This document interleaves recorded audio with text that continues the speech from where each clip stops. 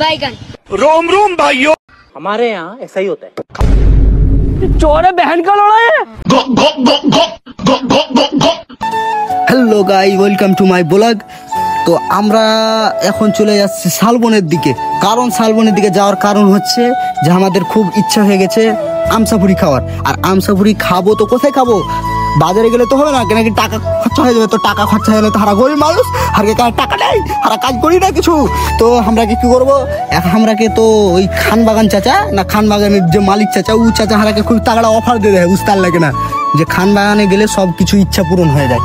তো আমার তো ইচ্ছা আর কি পূরণ করবো, তো আমরা চলে যাই আমসাপুরি চুরি করতে, বুঝতে লাগে না।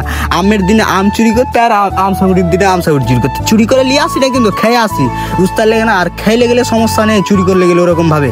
তো আমরা কি ভাবলাম, গাড়ি টাড়ি খাড়ো করে এখন চলে যাবো এখন শালবনের দিকে, বাগানের দিকে।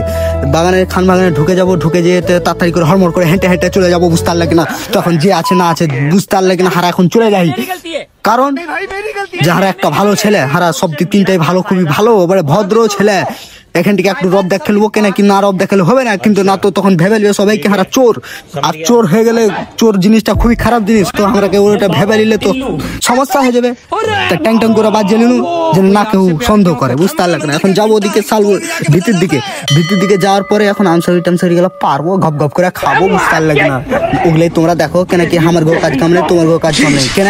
তুমি বলে দেখতে এসছো মানে তোমারও কাজ নেই, আর আমার তো কাজ নেই কেন? হাগে কাজ এগুলাই হারা বেরিয়ে বেড়ে খালি, তো বুঝতে লাগে না। এখন বেরিয়ে বেড়া আসি, তো বেরিয়ে তো কিছু করতে হবে। আমসাপুরি চুরি করছি, আমসাপুরি চুরি করে কিছু তো খেতে হবে।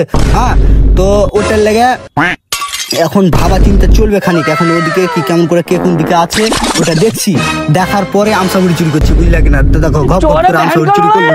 আমসাপুরি চুরি করার পরে এখন তো খেতে তো হবে নাকি, চুরি করে পকেটে ভরলে হয় না, তাই সেইগুলো খেতে লাগলো, ঘপ ঘপ করে খেতে লাগছি। তো খাওয়ার পরে এখন সব ক্লিয়ার হয়ে গেলো। ইয়ে দেখো শালবন ডুবে গেছে, শালবন কেউ ঘুরতে আসিও না এখানে, না তো ডিঙ্গেলে ঘুরতে হবে। তো এখন আসিও না, যখন শুকিয়ে যাবে তখন আমি খবর দিয়ে দেবো, চলে আসবে তোমরা তখন ঘুরতে। এখন ডুবে গেছে তো বাদ দাও, আমরা ঘুরতে যাইনি, তো এখান থেকে ব্লগটা শেষ। আর বেশি দূর হবে না, আর ওই পড়বে না, ওটা দেখতে হবে না। তো তোমরা লাইক করো, কমেন্ট করো, শেয়ার করো, কারণ না শেয়ার করলে গেলে ব্লগ ডিলিট করে দেবো, আমি কহে দিই। তো শেয়ার করে দাও।